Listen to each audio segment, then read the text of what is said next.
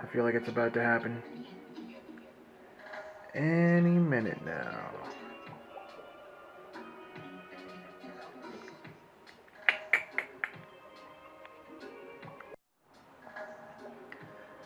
Yep. I've been waiting so long, my screen actually darkened a little bit. Yep. So how about that Splatoon Global Testfire? My excitement is almost too much to contain.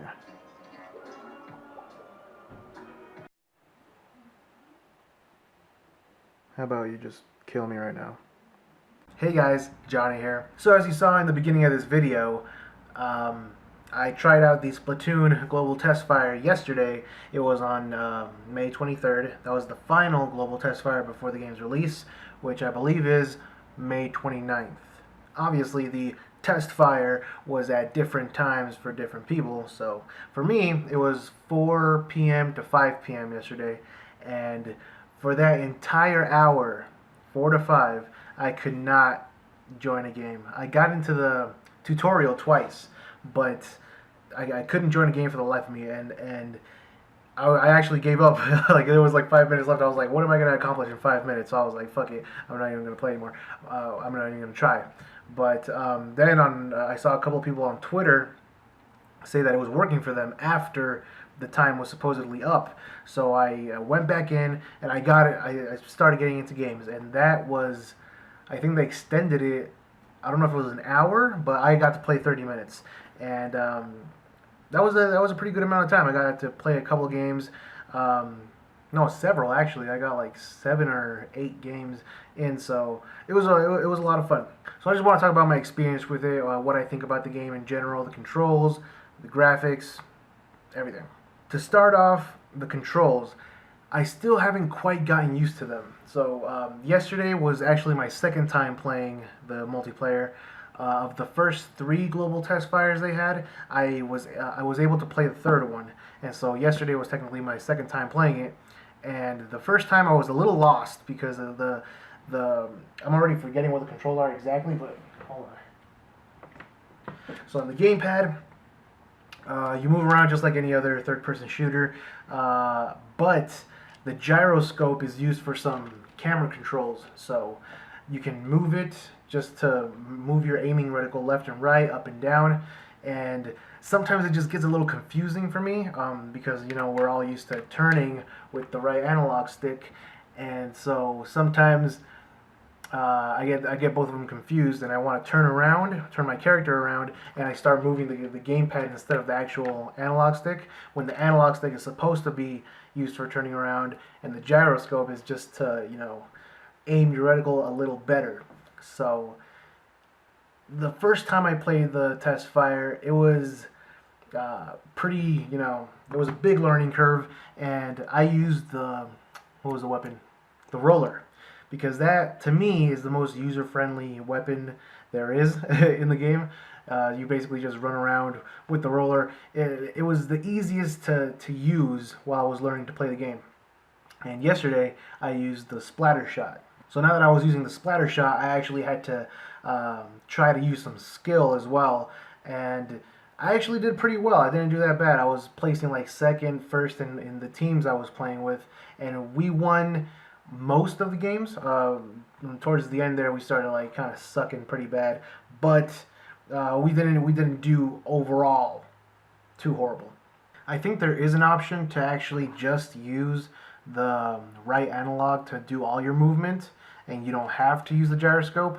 But I've heard from everybody that actually getting once you get used to the gyroscope, it is the superior way to control the game. So I want to get good at it in that way. So I haven't really tried out the analog only control option. But in conclusion, the controls it takes a little getting used to, but I'm getting there, and I did pretty well with them. I love how in this game you have to change up your thinking from what you've learned from other shooters, because pretty much all other shooters, the main objective is to kill as many people on the other team, especially if you're playing multiplayer. Kill as many people as many times as you can. Whoever has the most kills wins. In this one, I was going towards the same direction. I was like, okay, I'm gonna kill as many of these motherfuckers as I can, but then you realize, oh, that doesn't really matter as much. You have to just cover as much ground as you can. So immediately, once the game starts, there's always somebody, usually with a roller, that when you guys all start, he'll just start painting all over the base, and that's what you have to do. Paint all over your base. Don't leave any corners, without paint, because any little amount helps a lot. And yeah, I mean, the more ground you have covered with paint, the easier it makes it to actually get kills for against the other team, just because you can turn into the squid. You're camouflaged. You can jump around from in your own ink. So as long as you have most of the ground covered with your ink, you have the advantage. Yeah, I mean, this game is very it's unconventional. There's different strategies you can use, and you just have to think differently from other third-person shooters, which is something that I love. Nintendo always has that way of taking genres that we're used to, or yeah, genres basically that a lot of people play, and then just like flipping everything upside down, like they made it their own, and that's what I love about this game. The graphics are great. It's not anything overly too impressive, but they get the job done. It's a very colorful game. I love looking at it. It's just, it has that Nintendo style to it that I love. I love the design of the squids as well. When you first started the Testfire, you could pick whether you wanted to be a boy or a girl. I picked the girl just because the girl looks a lot cooler to me for some reason. And you get to choose your eye color, and I think that's it.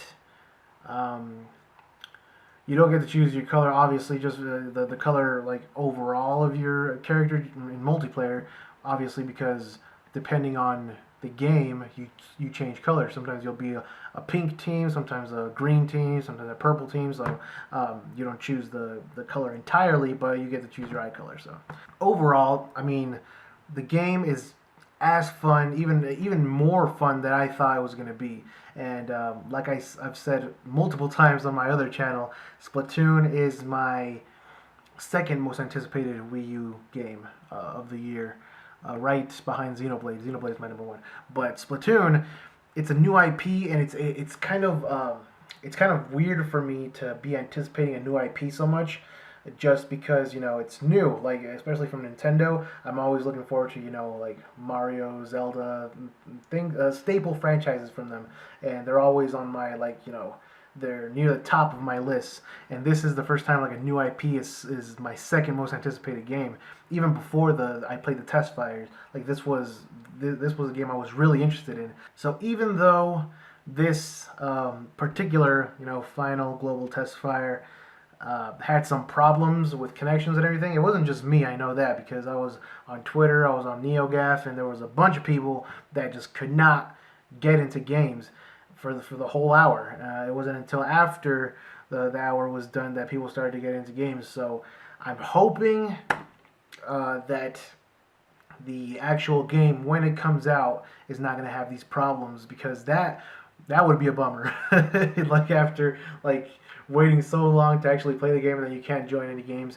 I hope they have a good servers, everything's stable. That's what I hope for, because even though it does have single player, so I mean, if Nintendo needs to fix it, you have single player there to play in the meantime, but still, you want the whole game ready to go when you buy it, so I just can't wait to play this. This is going to be so much fun, and it's just a couple days away, I think May 29th, so yeah, definitely looking forward to it. Anyways, thanks for watching, guys. I'll see you guys next time.